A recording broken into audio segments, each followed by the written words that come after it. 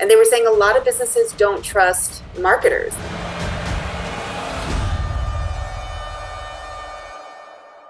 Today, I am sitting here with Lindsay. Lindsay, thank you so much for joining us. Tell us a little bit about yourself. So my name's Lindsay Redifer, and I am a fiction writer turned marketer. And I am a really big believer in story, and I love helping different companies tell their stories, which is why I'm now an e-commerce conversion copywriter. That's awesome. Oh my gosh. So what led you to, obviously you mentioned stories, but was there a big pivot from being a fiction writer to deciding to become a freelance copywriter, or was it kind of like a gradual sort of thing? Well, I genuinely thought I would always write fiction. And then I discovered there was a really big market for ghostwriting. A lot of people out in the world wanted to hire a ghostwriter because they maybe had an idea, or they had an outline, or they had already established themselves as an online author and just couldn't keep up with the demand. There are lots of reasons why people hire ghostwriters. And so I ended up doing some ghostwriting through different freelancing platforms and agencies. And what I found was that I was very, very good at taking on the voice of my client. And so voice is something that's very important to me. It's important to me when I read. It's important to me when I write. And what I found was that once I got the books sounding really nice and voicey, I could also write book blurbs that sounded really good and voicey. And I started learning the difference between content and copy. And so that was my stepping stone, was writing book blurbs. And so I learned, when you write a romance book blurb, you ask a lot of questions, like, will they find their love for one another? Will they make it to the end? And then if you're doing a nonfiction blurb, you really have to take on what will the person learn? What is the benefit of reading this book? And so by writing blurbs for different genres, I learned how to talk to different kinds of customers. And from there, I started writing Amazon pages for products, and then it just went on and on from there. And so I've been helping people sell things online for a long time. Yeah, it certainly sounds like it. And I never really thought about how those two can lead into one another so much, but it's so obvious when you think about it, because copywriters, essentially, you're telling a story, or you're telling a journey, or you're taking a customer through that journey. So it makes a lot of sense. And people love business stories. That's been my experience, is they love hearing about how a business got founded. Does a husband and wife run this business? They love hearing those little stories behind the scenes. Mm-hmm. Yeah, no, and they love hearing that there's, people running a business. I know 100%. Yeah. Yes. If you're ever on social media and you see a brand account and it just is like, hey, here's, you should buy this, you should buy this, you should buy this. And you never get to know any personality behind that account. You go, okay. And it's the same thing if you're on a website and you're looking at an about page. It should be, yes. You want to know the story. I've actually discovered that for a lot of companies, the about page is where they struggle the most. When it comes to talking about their products, talking about their services, they're just on point. They want to tell you all the features, all the behind the scenes stuff. But when it comes to talking about themselves as people, they have a really hard time kind of shifting the spotlight and telling that story. And that's so unfortunate, because the about page, it's one of the most visited pages. So if you don't have a good about page, if you can't tell your story, it's actually a huge detriment to your business. So do you find with freelancing, or as a freelance copywriter, you have a lot more freedom than you did as a fiction writer, or was it, kind of the same amount of freedom? How does that go about? It's a weird kind of freedom, because when you sit down to write a book, you're in it. You could be writing that book for years. When you're ghostwriting, it's a different situation. But when it's your book, when it's your name on the book, you have to stay in that project until it's finished and you have a plan for it. It's published, or you've done something with it. With freelancing, there have even been moments where a client and I just kind of decided to part ways, even when the project wasn't kind of where I wanted it to be. And they were just like, I think we've got what we need from you. I think we're just going to take it from here. And just that sense of freedom of being like, oh, I don't have to think about this anymore. It's actually really nice. I never thought that I would enjoy marketing as much as I do. But I've just found that not having that intense commitment really helps me just not stress so much. I'm the sort of person who will just think about a sentence over and over and just, grind my teeth over it and things like that. I just had a client that I was speaking to last night, and I told her, your pricing page has been depriving me of sleep. I can't look at it anymore. I have to redo it.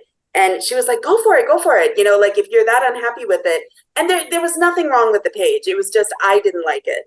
So sometimes I need that exit strategy. And for me, that's really good.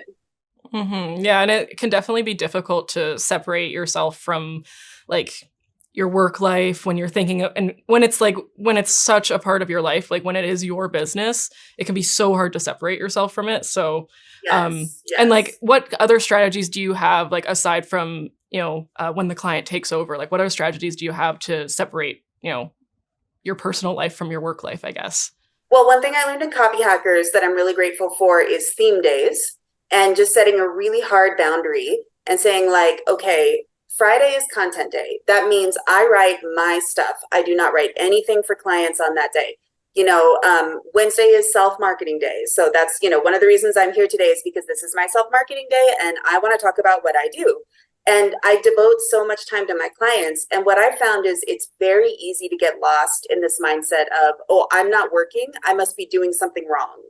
And that, I think, is the big struggle for freelancers, because we're not going to an office and then going home at the end of the day, or maybe some do, I don't know. For me, I've always worked from home.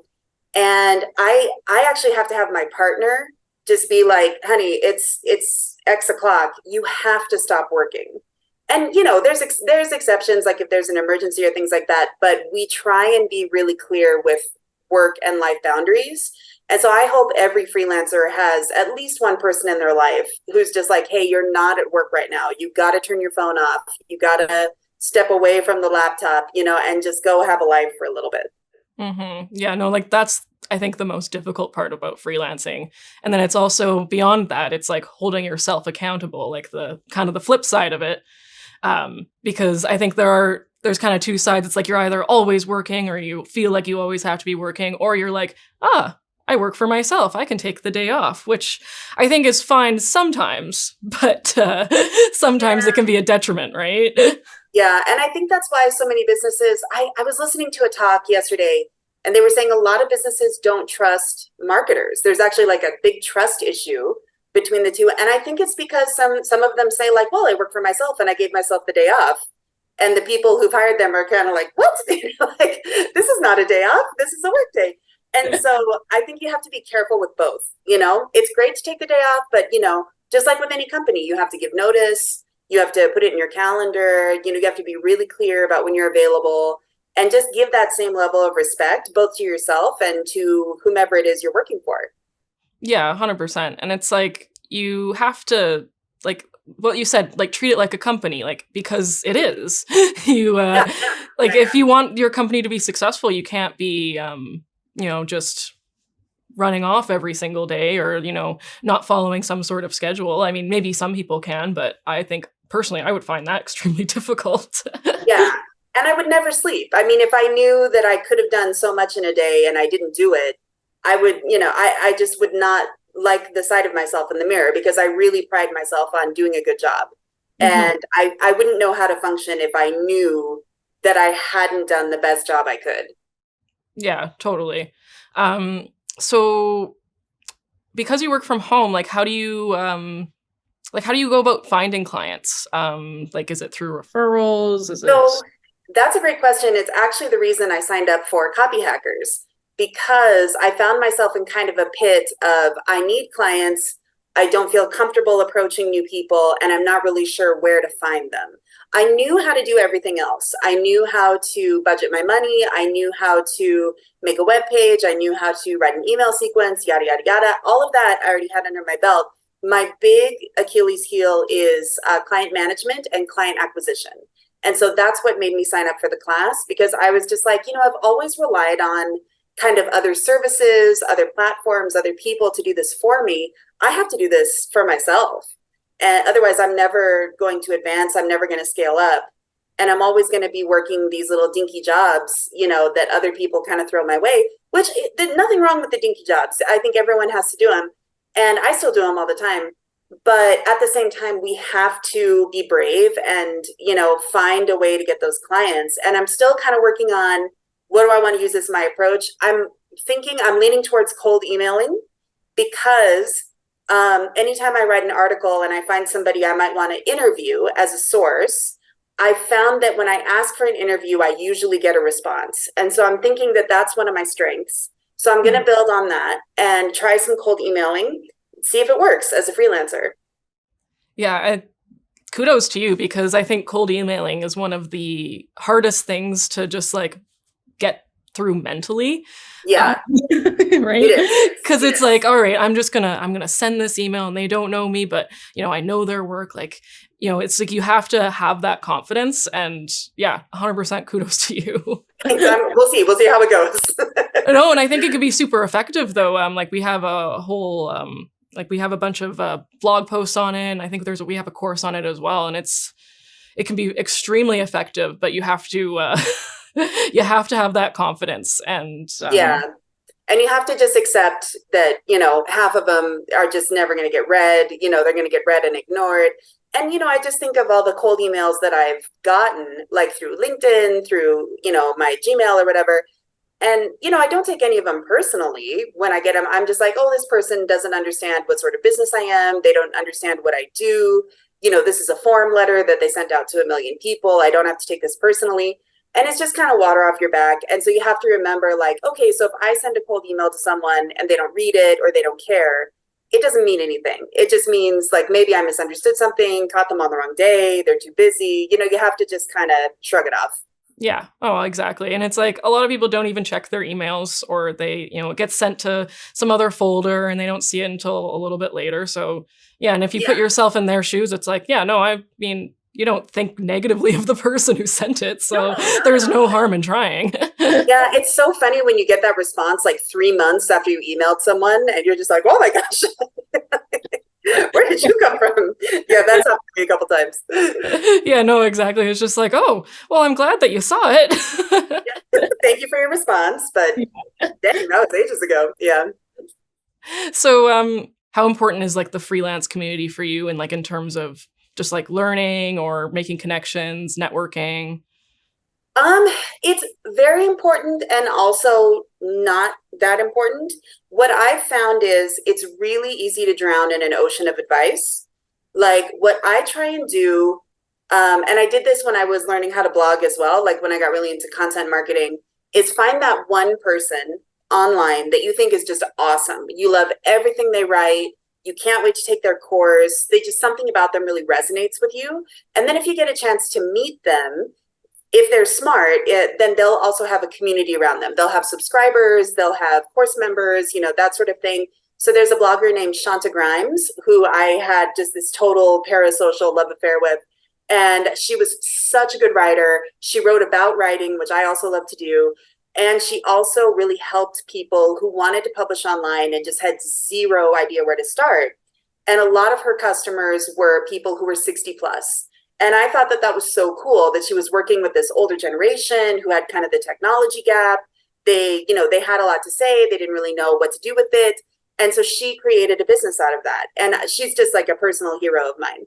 And so I would just read everything she wrote. And when I got a chance to take a course with her, I just pounced on it. And what I found is if you kind of put the spotlight on one, maybe two people, you won't get lost in all that advice, because there's a million people out there that want to tell you, how to make a portfolio, how to present yourself. And if you listen to all of them, you're just going to get overwhelmed and paralyzed, or at least I do.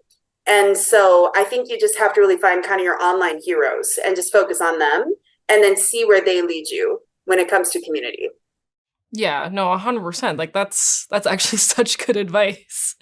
'Cause like I think about the same thing, like, and I'm in social media, so I'm, scrolling all the time and I'm seeing, oh, here's a video on how to do this, and here's another video on how to do this, and here's how you can make money. And it's like, oh my God, like I can't handle this.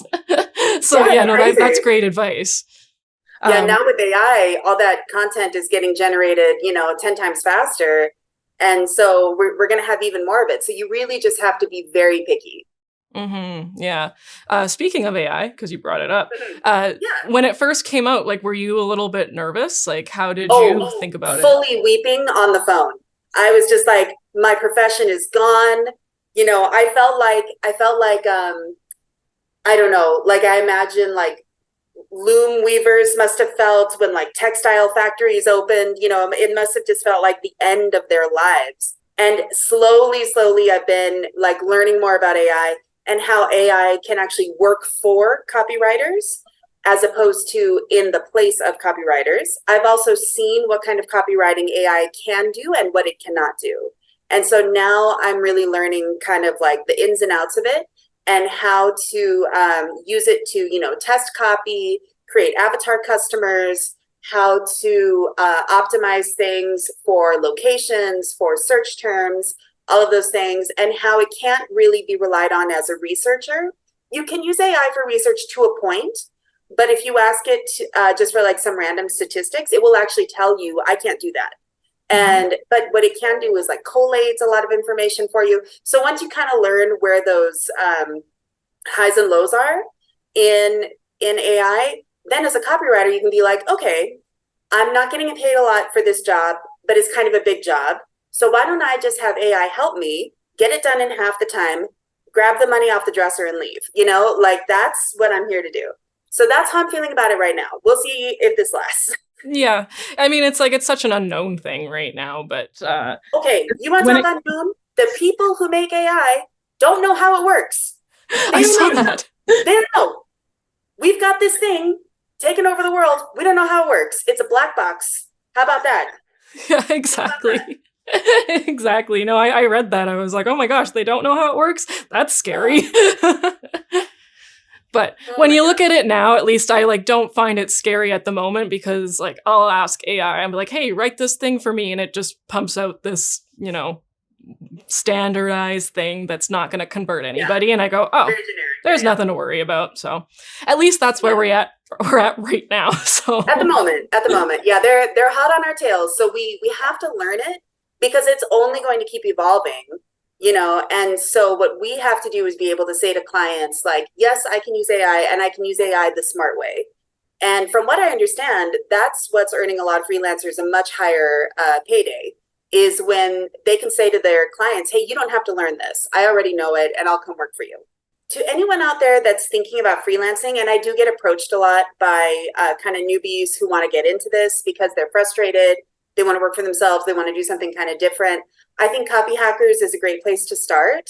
If Copyhackers is not for you, be open to the idea of spending a little bit of money on a course because I have found a lot of great free resources and I've learned a lot from them. But if you find the right course and you invest in it, you're going to feel more like a professional. Thank you so much, Lindsay, for talking with us today. So if anybody wants to find you online, where can they find you? The best place to find me is probably on LinkedIn. It's just under Lindsay Redifer. I'm trying to go by Redifer Marketing, but at the moment I'm just going by like Lindsay the Copywriter. And that's also my email, lindsaythecopywriter@outlook.com. And you can also find me on Medium, also under my real name, Lindsay Redifer. And I run a small publication there called Freelance Copywriter that's just getting on its feet. So yeah, I would say Medium and LinkedIn are the best two places. All right. Thank you so much.